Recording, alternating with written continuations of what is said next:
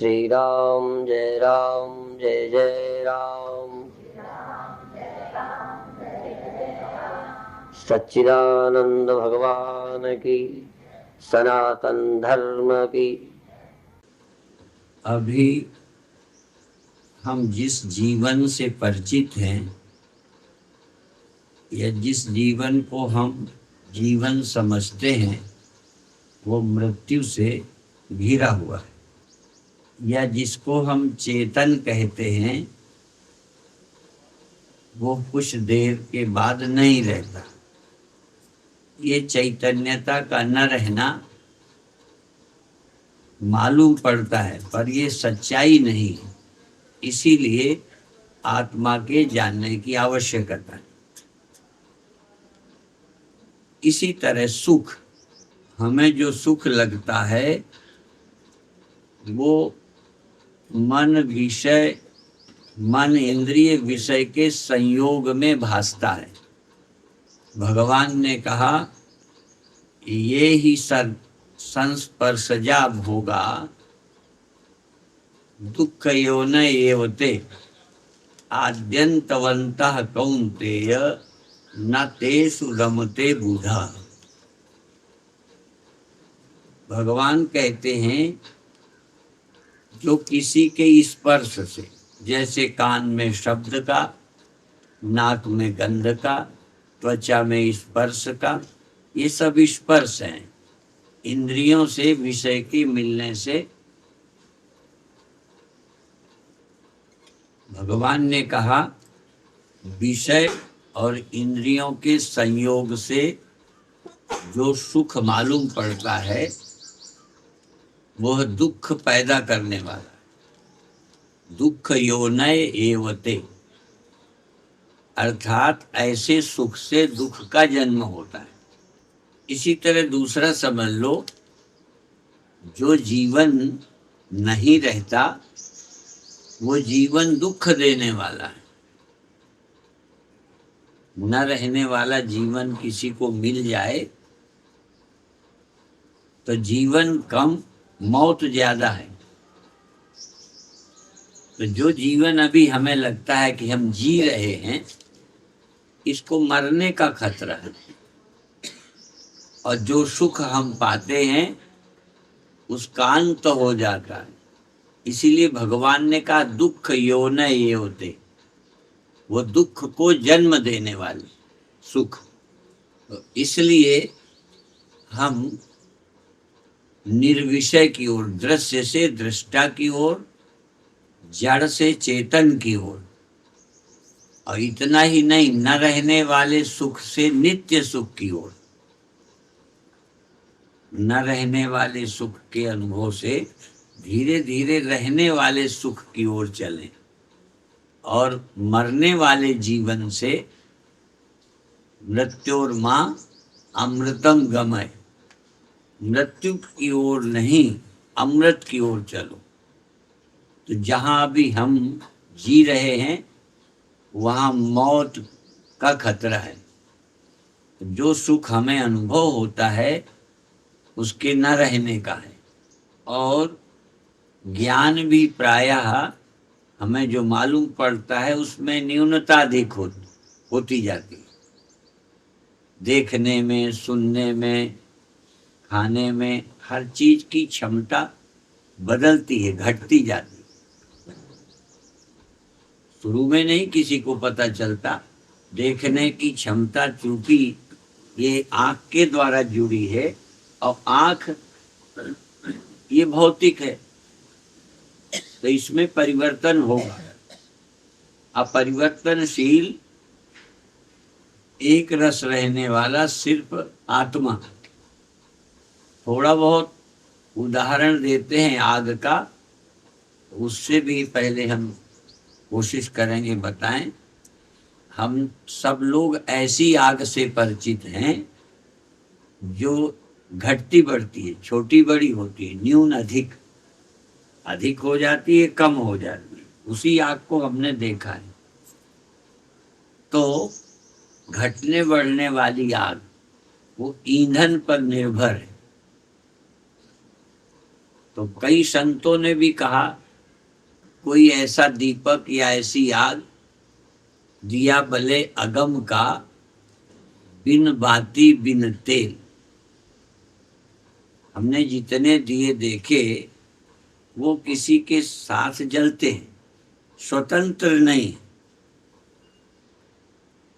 इसीलिए वो अर्थ किधर का किधर ले जाएं। रामायण में एक दीप जलाने की बात कही और ये भी कह दिया वो बुझ जाता है।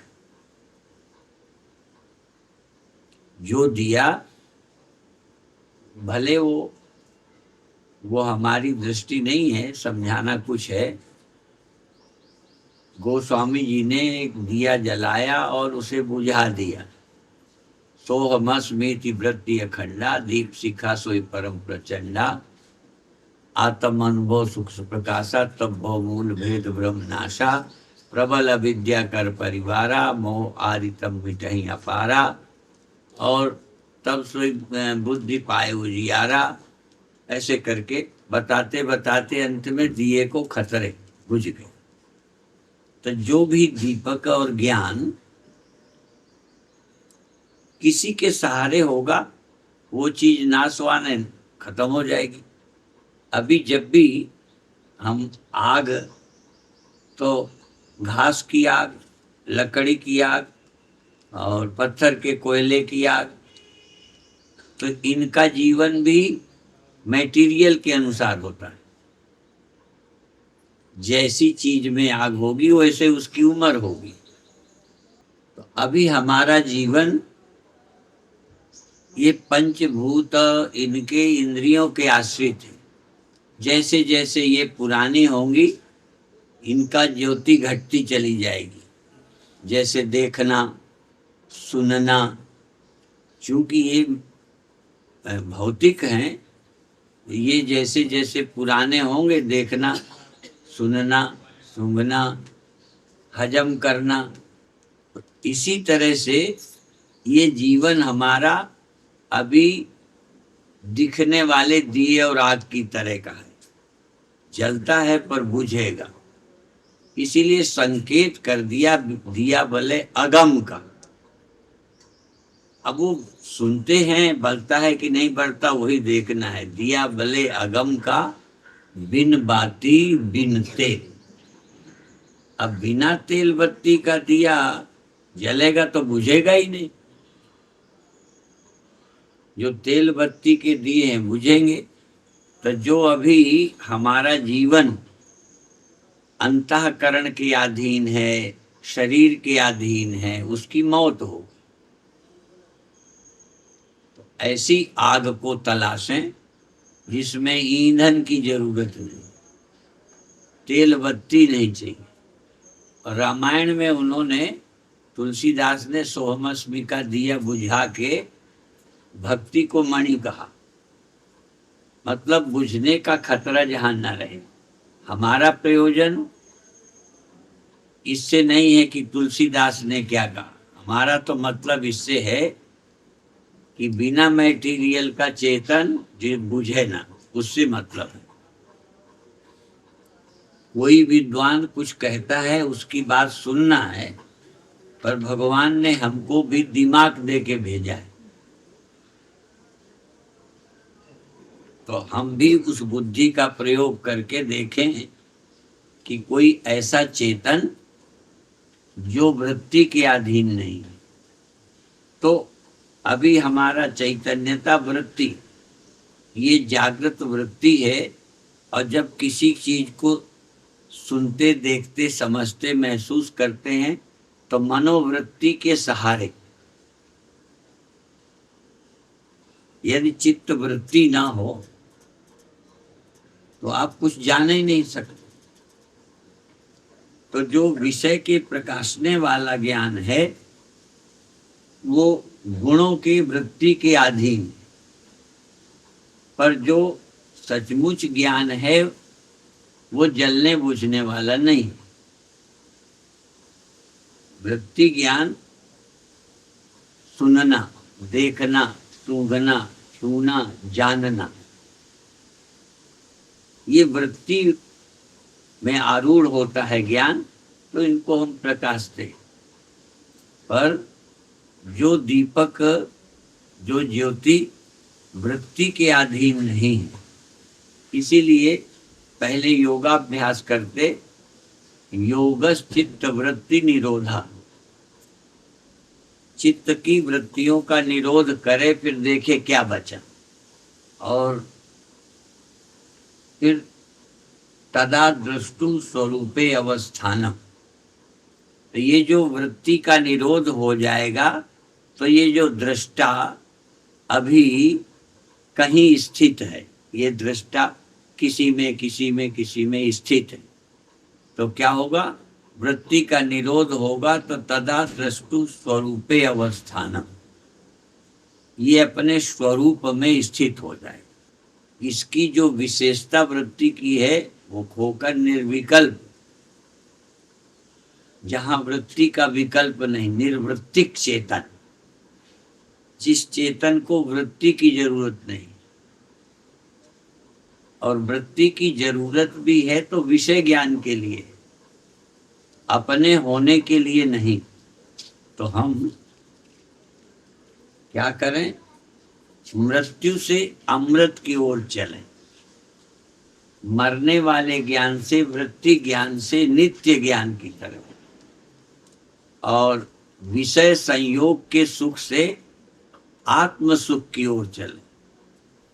निज सुख बिन मन लाहे की थीरा। दूसरा, सुख ज्यादा हम लोगों को मालूम पड़ता है वृत्ति वाला, लेकिन वो नष्ट होता है। अधिक सुख हम उसे कहते हैं जो नष्ट न हो। जैसे आपके पास धन है, तो छोटे बच्चे छोटे छोटे रुपए, एक एक के नोट ज्यादा हो तो ढेर लगेंगे, और 1000-500 का एक नोट तो ज्यादा कौन है। तो जब हम छोटे थे तो ज्यादा आकार देख करके सोचते थे ये बहुत है। तो ऐसे ही अज्ञानी आदमी बहुत सुख किसे कहता है, विषयों के सुख, जबकि वो थोड़ी देर में खर्च हो जाने वाले, खत्म होने वाले। आत्म सुख जो है, जो विषय नहीं है, वो सुख ज्यादा है, वो खत्म नहीं होता।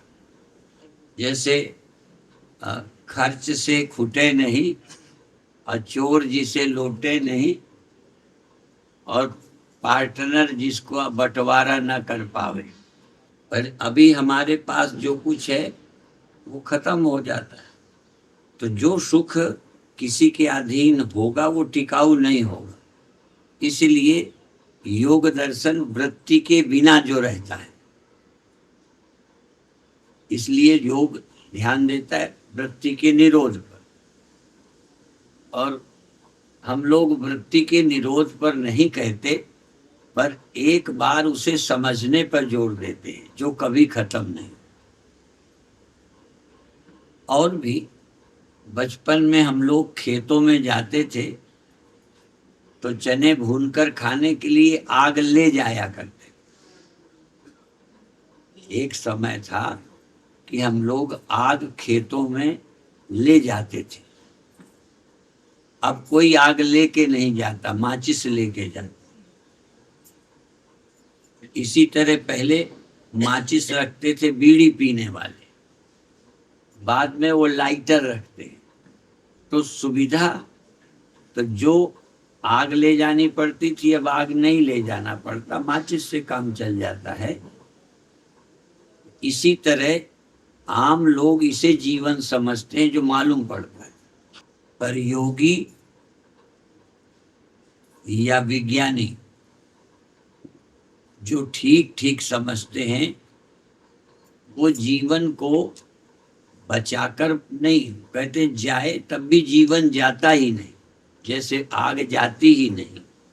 आग तो बनी ही रहती है, समान अग्नि। समान अग्नि माने न दिखाई देने पर भी अग्नि रहती। और इसी बात के कारण हो सकता है पंडितों ने अरणि मंथन करके आग प्रकट करने का रखा होगा कि हमको ये पता रहे कि आग नहीं दिखाई देने पर भी रहती है। अरणि लकड़ी का ऐसे मंथन करते हैं, अरणि मंथन। पहले हम सोचा करते थे अरणि कोई खास होती होगी जिसके मंथन से आग बनती है। और जैसे कुछ नदियों का नाम है, जैसे गंगा, तो जो नाले हैं वो गंगा में मिलकर गंगा हो जाते हैं। तो कोई भी नदी में मिलके नदी बन जाएंगे।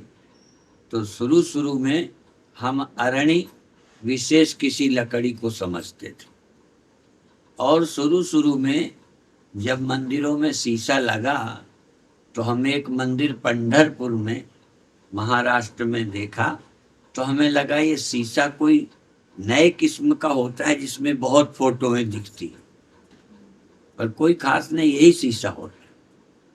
तो ऐसे ही हम लोगों को लगता है कि वो ज्ञान कोई विशेष होगा जो कभी मिलेगा, जबकि सच ये है कि वृत्ति के अधीन ज्ञान से छुट्टी हो जाए तो हमारा नित्य ज्ञान हम हमारे पास ही है।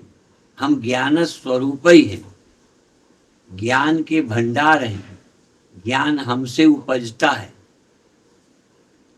वृत्ति ज्ञान उपज के होता रहता है, और हम जैसे जैसे बिजली से रोशनी पैदा होती बुझती, पैदा होती बुझती रहती, बिजली बनी रहती। तो हम उस ज्ञान को प्राप्त करें जो ज्ञान जन्म मरण से रहित है। अज ज्ञान, अजन्मा ज्ञान, जन्मा ज्ञान और अजन्मा ज्ञान। पैदा होने पर जो ज्ञान होता है और पैदा होने के पहले, तो हमको मूल की तरफ लौटना है कि हम ज्ञान स्वरूप हैं, पर विशेष नहीं। विशेष जो ज्ञान है वो बुझ जाता है। इसीलिए आग का उदाहरण आत्मा के लिए दिया है। अग्निर्यथैको भुवनम प्रविष्टो रूपम रूपम प्रतिरूपो बभूव एकस्तथा सर्वभूतांतरात्मा। ये उदाहरण उपनिषदों ने कहा है। जैसे अग्नि एक अग्नि, बहुत नहीं, अग्नि एक ही सब में समाई है। रूपम रूपम प्रतिरूपो बभूव एक तथा सर्वभूतांतरात्मा। एक ही आत्मा सब के अंदर है। अब ये समझ में सबको नहीं आता। एक ही आत्मा सब में समाई है, कोई ऐसा नहीं है जिसमें दूसरी हो, एक ही आत्मा।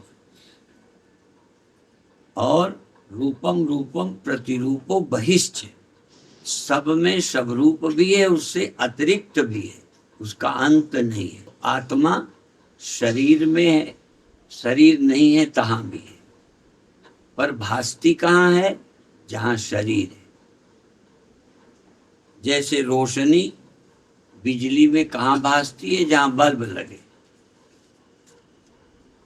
पर दो बल्बों के बीच की दूरी में भी बिजली है। ऐसे ही अभी हम अपनी आत्मा को एक देह में ही देख रहे हैं, जबकि आत्मा देह से अतिरिक्त भी है, सर्वत्र है। इसीलिए जब तक हम अपनी आत्मा को व्यापक या ब्रह्म नहीं देख लेते, तब तक खतरा बना रहता है मर जाने का। जब तक अपनी आत्मा की पूर्णता, व्यापकता को नहीं अनुभव करते, तो ये जीव के अंदर भय बना रहता है। और जब जान लेता है न विभेति कुतश्चन, फिर वो भय से मुक्त हो जाता है मृत्यु के ख्याल से। 1-2 मिनट छोटा सा ध्यान, छोटा सा अतीन्द्रिय ज्ञान। अतीन्द्रिय माने बिना इंद्रियों वाला ज्ञान। जिसमें देखना ना हो, सुनना ना हो, सूंघना ना हो, छूना ना हो और ज्ञान हो। तो उसके लिए अभी सरल, आप अपने ज्ञान को, नजर को नहीं, नजर का मतलब ज्ञान आंख से मिल गए, तो ध्यान को पेट में, आंख नहीं ले जाए, ध्यान को ले जाए। आंख जहां है तहां है, कान जहां है तहां है, और इंद्रियां अपनी जगह हैं। सिर्फ ध्यान को पेट में ले जाएं और उभरते हुए पेट को, बैठते हुए पेट को, या श्वास जब आ जाए और जब निकल जाए, तो पेट में रहकर श्वास के आ जाने को और निकलने को, पेट में आने से पेट भरता है और निकलने से पेट बैठता है। तो छोटी सी हरकत केवल चेतन रहकर, चेतन रहने के लिए, एक अनुभव देने के लिए कि ध्यान या ज्ञान बिना आँख के है, ज्ञान बिना कान के है, ज्ञान बिना नाक के है। उस ज्ञान को हमें पकड़ना है जो पेट में, पेट उभरने और बैठने को, श्वास भरने और निकलने को, श्वास को थोड़ा सा जाने, श्वास पर ध्यान रहे, श्वास लें और छोड़ दें, या लेने छोड़ने का काम ना करें। तैयार रहें, श्वास कब आई और कब गई, कब पेट में आई, कब पेट से गई। धीरे धीरे ये अनुभव होने लगेगा कि ये जो ज्ञान है श्वास के पास, पेट के पास, ज्ञान को परखें कि हाँ ये ज्ञान है, और ये ज्ञान आँख नहीं है, ये ज्ञान कान नहीं है, ये ज्ञान नाक पर निर्भर नहीं है। अपनी चैतन्यता का अनुभव करें। यद्यपि इसमें अभी वृत्ति है, देखना नहीं है, सुनना नहीं है, सूंघना नहीं है, पर जानना है। एक वृत्ति है जानना। कुछ दिन अभ्यास करोगे तो पता चलेगा कि जब वृत्ति ज्ञान हो जाता है या वृत्ति ज्ञान इधर का उधर होता है, तब कैसे पता चलता है वृत्ति ज्ञान का। तो वो अज ज्ञान है, अजन्मा ज्ञान है, कूटस्थ ज्ञान है, वो ज्यों का त्यों रहने वाला है। वृत्ति ज्ञान एक समान नहीं रहता,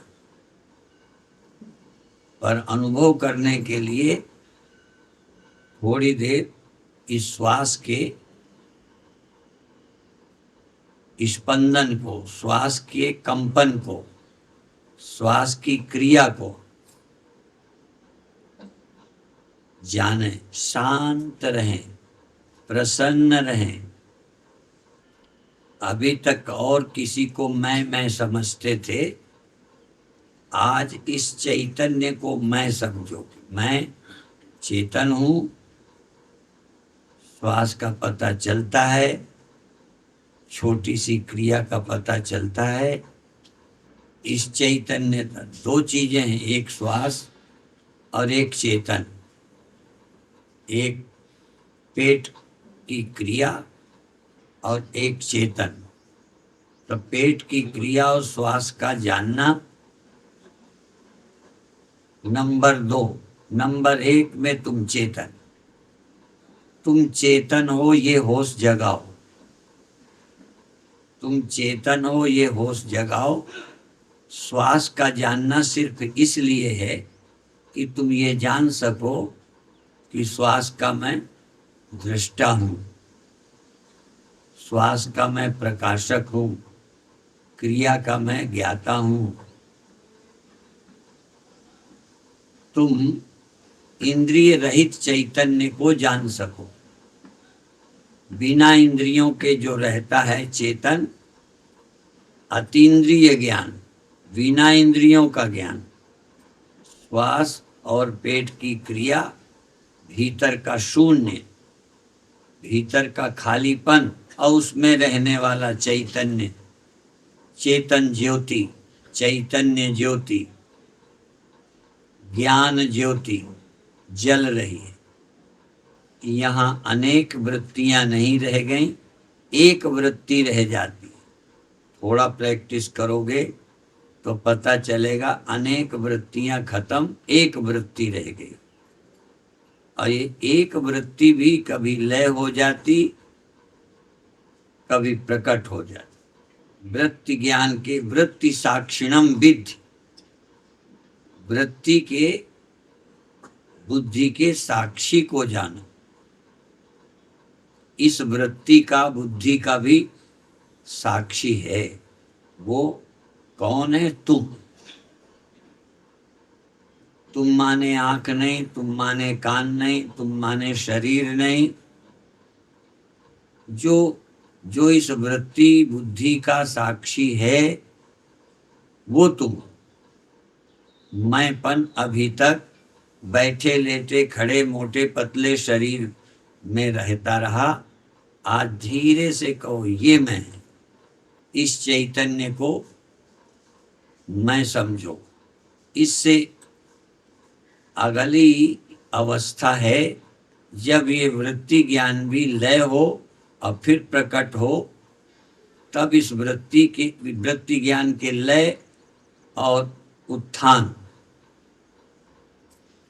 इस वृत्ति ज्ञान के लय और उत्थान को कौन जानता है, तब आप समझ जाएंगे कि ये साक्षी में। बहुत अच्छे, सावधान रहें, शांत रहें।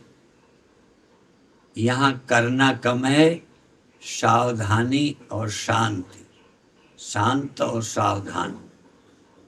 श्वास की और पेट की हल्की सी इस क्रिया को जाने, सजग रहे और इस बात का और ज्यादा कि मैं चेतन हूं। मुझको श्वास का क्रिया का पता चलता है, क्रिया को मैं नहीं, क्रिया मुझे नहीं जानती। क्रिया दृष्टा नहीं है, मैं दृष्टा हूं। तो चैतन्यता मेरी है, चैतन्यता मुझ में है, मैं चैतन्य रूप हूं। बहुत अच्छे। छोटी से छोटी क्रिया हो तो तुम्हें पता चल जाए। इतना सजग रहो कि वो क्रिया का पता चले और तुरंत ही ध्यान दो कि क्रिया का पता किसे चला? मुझे। मैं चेतन, मैं दृष्टा हूं, मैं साक्षी हूं। अब धीरे धीरे सहज भाव से छोड़ सकते, सहज भाव से छोड़ें। इसका अभ्यास बैठकर कर सकते हैं, लेटकर कर सकते हैं, किसी भी आसन में। थोड़ी देर को जब मन सारे संसार से हट जावे तो बहुत आसान होगा इस चैतन्यता का अनुभव। तब ये चैतन्य इंद्रियों के अधीन नहीं है। इंद्रियों के द्वारा विषयों के जानने के लिए तो है, लेकिन अपने होने के लिए इंद्रियों के अधीन नहीं है। मैं इंद्रियों के अधीन नहीं। देखना, सुनना ये इंद्रियों के अधीन है बाहर का, लेकिन मेरा होना, इसलिए जो चेतन इंद्रियों से इंद्रियातीत है, इंद्रियों के बिना है, ये चैतन्य ही आत्मा का स्फुरण है। पहले ये चैतन्यता प्रकट होती है, तब संसार भासता है। तस्य भाषा सर्वमिदं विभाति। पहले चैतन्य, तब संसार भासता है। इस चैतन्य का अनुभव करो। और ये भी अभी विशेष और समान चेतन तो यहाँ भी है और संसार भर में है। समान चेतन बाहर भीतर एक रस है। बाहर भीतर एक रस जो चेतन भरपूर विभु नभ सम, तो ब्रह्म है नहीं नेरे नहीं। ये चेतन आकाश की तरह सर्वत्र है। एक सेकंड धीरे धीरे कभी लगेगा कि मैं आकाश की तरह सर्वत्र हूँ, सारा संसार सब कुछ मेरे भीतर ही, मैं एक जगह नहीं रहता, ऐसा अनुभव होने लगेगा।